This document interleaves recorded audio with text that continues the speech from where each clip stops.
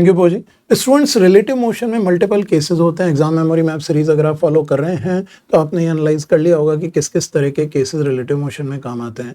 सबसे पहली चीज आपको ये पता होना चाहिए कि किन्हीं दो ऑब्जेक्ट्स में एक को रेस्ट पे लेके दूसरे का रिलेटिव मोशन कैसे एनालाइज किया जाता है। अगर हम वेलोसिटी की बात करें तो velocity of a relative to b v right as v a minus v b, क्योंकि जिसके रिलेटिव लिया जाता है उसकी वेलोसिटी वेक्टर सब्ट्रैक्ट कर देते हैं। Similarly the same relation holds in acceleration also. सिर्फ इतने से कॉन्सेप्ट पे कई सारे सिचुएशंस बन जाते हैं। River flow cases, rainfall cases, different motions में रिलेटिव मोशन को एनालाइज करना। ये इस एपिसोड में कुछ केसेस देखते हैं। रिलेटिव मोशन में ज़्यादा क्वेश्चंस तो नहीं पूछे जाते, लेकिन जितने भी केसेस मैं लूंगा these are going to be extremely helpful for you. So अपनी केस नोटबुक रेडी कर लीजिए और ये सारे केसेस फिट कर लीजिए ताकि आगे जब भी एग्जामिनेशन हॉल में आपको ज़रूरत पड़े तो इन केसेस को आप अप्लाई कर सकें।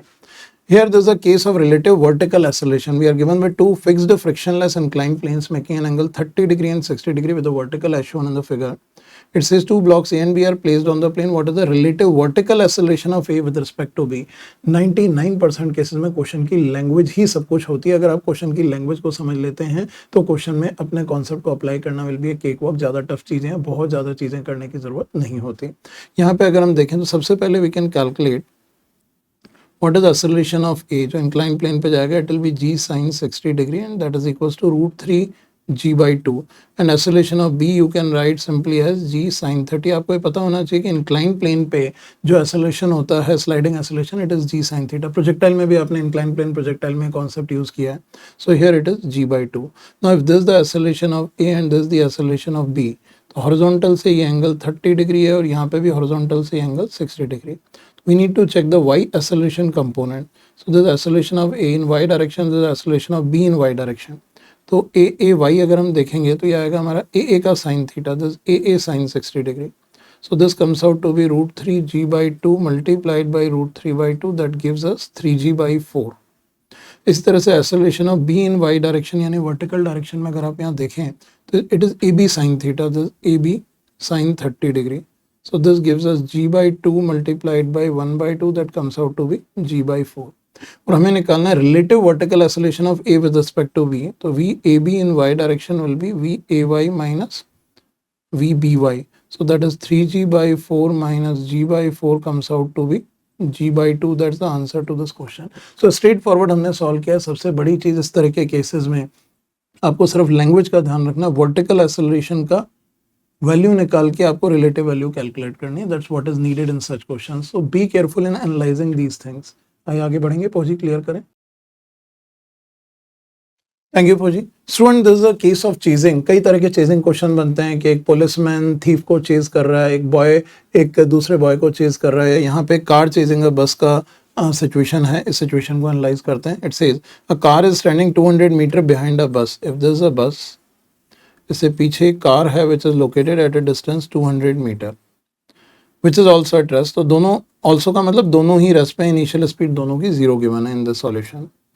सो it says the two starts moving at the same instant. एक ही टाइम पे t इक्वल टू 0 पे दोनों स्टार्ट होते हैं but with different forward accelerations. Bus has an acceleration a1 is equals to 2 meter per second square, or we can write it ab. The car has an acceleration ac is equals to 4 meter per second square। तो ये fast चलेगी, या ये कहीं इसकी speed जो increase होगी वो फास्ट होगी, थोड़ी दूर जाके बस को पकड़ लेगी। Car will catch up the bus after a time. यहाँ पे टाइम निकालना, हाउएवर बहुत सारे केसेस पूछे जा सकते हैं सेम सिचुएशन पे।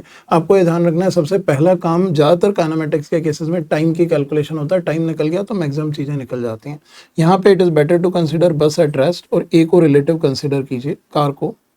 So in this case velocity, initial velocity of car with respect to bus is 0 because दोनों की speed 0 है, u1 minus u2. Acceleration of car with respect to bus is ac minus ab. So this 4 minus 2 is equals to 2 meter per second square. Now distance, अब बस रुक गई है तो बस की तरफ जाके कार इसको पकड़ेगी, तो distance to be traveled is equals to 200 meter. Acceleration is 2.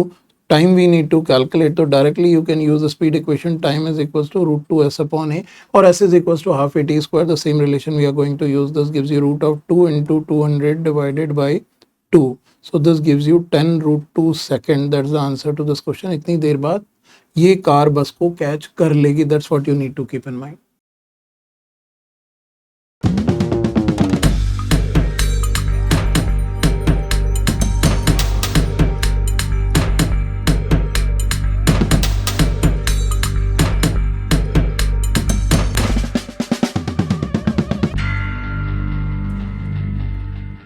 Thank you बोजी।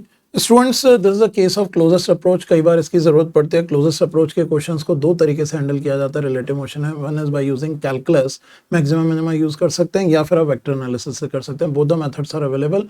These methods are already explain in concept videos. आप कॉन्सेप्ट वीडियो से पढ़ सकते हैं, फिजिक्स गैलेक्सी बुक्स को फॉलो कर सकते हैं। Here it says a ship is sailing toward north east with velocity 30 I cap plus 50 J cap kilometer per hour, where I point along east and J point along north. So this is the east, which is I direction, and this north, which is J cap direction. Ship B is at a distance 80 km east and 150 km south north of ship A. So situation is like this. Figure बना लेते हैं, that will help us in overall understanding. This x direction, this y direction. Ship A को हम origin पे ले लेंगे क्योंकि उसके respect में ही B की distances given है. A की speed है 30 I cap plus 50 J cap. This is the velocity vector of A. So it would be moving somewhere in the first quadrant. और यहाँ से 80 किलोमीटर ईस्ट और 150 किलोमीटर साउथ में ship B है जिसके कोऑर्डिनेट है 80, 150 kilometres. Ship A is sailing toward west at 10 kilometre per hour. No, this ship B is sailing toward west. ये इस डायरेक्शन में सेल कर रहा है 10 किलोमीटर पर आवर, यानी माइनस आई कैप यहाँ पे हम यूज करेंगे. B is sailing toward west. A will be at minimum distance from B in. यहाँ पे टाइम कैलकुलेट करना है कि A और B के बीच का डिस्टेंस मिनिमम कब होगा. तो एक तरीका मैं आपके ऊपर छोड़ रहा हूँ, आप इन दोनों के बीच का x और y कोऑर्डिनेट निकाल लें. B को रेस्ट पे ले लीजिए, A के रिस्पेक्ट में आप डायरेक्टली डिस्टेंस फार्मूला लगाइए, सॉल्व कीजिए, क्वेश्चन हो जाएगा. मैं हिंट दे देता हूँ यहाँ पे. अगर हम इन दिस केस B को रेस्ट पे ले लेते हैं तो velocity of A with respect to B in x direction आएगी 30 + 10 this 40 I cap. Velocity of A with respect to B in y direction will be 50 J cap. तो with respect to B, A would be moving with this velocity. तो x coordinate at any time t हो जाएगा. Initial x distance इनके बीच का 80 है, तो t time पे x हो जाएगा हमारे पास. This will be 80 minus 40t. और y coordinate हो जाएगा 150 minus 50t. You got the value of x and y. So what you can do, the separation r can be written as root of x square plus y square. Then for r minimum we can use dr by dt is equals to 0. यहाँ से time का value आ जाएगा. This would be your answer. This is the way how you can calculate it. So this is one method I am sharing. Another alternative method I am using here to solve so that all of you should get an idea about directly question कैसे किया जा सकता है. देखो, अगर मैंने b को rest पे लिया है तो certainly this distance would be equals to rba, position vector of b with respect to a. Or resultant with respect to b, it would be moving with the velocity 40 I cap plus 50 J cap. This is the velocity of A with respect to B. Say for example ये इधर कहीं चल रहा होगा with the velocity VAB and this would be moving in this direction. Now in this case अगर B से इस पे हम perpendicular drop करते हैं तो ये तो हमारा हो जाएगा R min, और जब ये ship A यहाँ से यहाँ पे पहुँचेगा तो this will be the time when R is minimum. So this time will be this distance upon VAB, and what is this distance if this point is C? AC can be written as RBA cos theta. So if this is RBA cos theta, then time can be written as directly RBA cos theta divided by the speed with which it is moving, that is VAB. And here you can also multiply it with the VAB upon VAB. So this gives you time is equals to RBA vector dot product with VAB vector divided by VAB magnitude square. So directly you can keep this result in your mind. That gives you the time when the closest approach will be attained. तो अब आप directly value डाल सकते हैं. What is the value of RBA? RBA you can write as 80 I cap plus 150 J cap. So I'm leaving it as an exercise for you to solve. आप करना चाहें तो value डाल सकते हैं. This is equals to 80 I cap plus 150 J cap.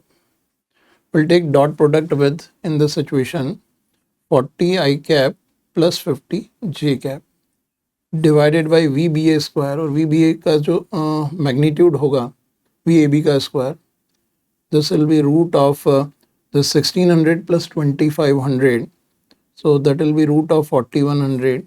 So this can be written as 4100. ये time आप calculate कर लीजिए. This gives you 3200 plus 15,57500 divided by 4100.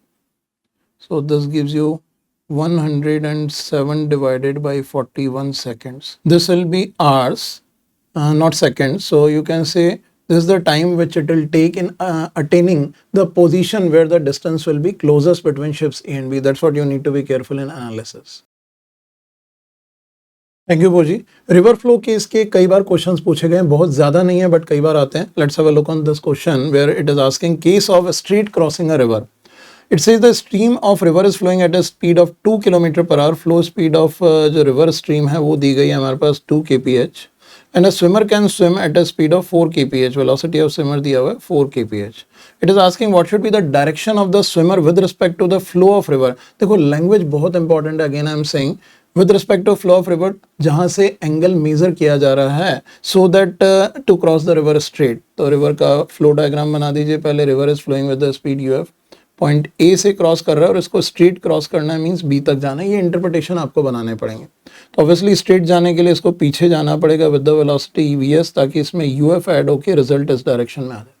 तो we have drawn the vector triangle, तो हमको ये पूरा एंगल निकालना है। तो ये एंगल अगर थीटा है, ये तो 90 डिग्री है। Theta you can relate with sine theta is equals to UF by VS. सिर्फ एक राइट एंगल ट्रायंगल पे ट्रिग्नोमेट्रिक रेशियो यूज करो। तो sine theta we are getting is 2/4 is 1/2, that gives theta is equals to 30 degree. तो angle with the stream direction यानी flow direction जो angle होगा, flow direction से एंगल ये होगा 90 + 30 degree and that is equals to 120 degree. That's the answer to this question. So आप सिर्फ careful रहेंगे। मेरे इस तरह के क्वेश्चन लेने का पर्पस सिर्फ इतना सा है कि आप केयरफुल रहें कि निकालना कैसे। क्वेश्चन बहुत स्ट्रेट फॉरवर्ड आएंगे, whether it is JEE main और नीट। जेईई एडवांस में भी सिर्फ लैंग्वेज का ही गेम है, क्वेश्चन टफ नहीं होते। तो आपको बहुत केयरफुली चीज़ों को मैनेज करना है, चीज़ें हैंडल होती चली जाएंगी। सो स्टूडेंट्स यहाँ पे इस एपिसोड को कंक्लूड करते हैं। आप क्विकली देखते रहें और हमारे चैनल से बने रहिए, आपको हेल्प मिलेगी कितने तरह के केसेस होते हैं और इन केसेस को कैसे एग्जामिनेशन में हिट करना है। तो अपनी केस नोटबुक को बना के रखें फिजिक्स गैलेक्सी की बुक से। More examples you can follow, that will be further helping you out. Wish you all the best.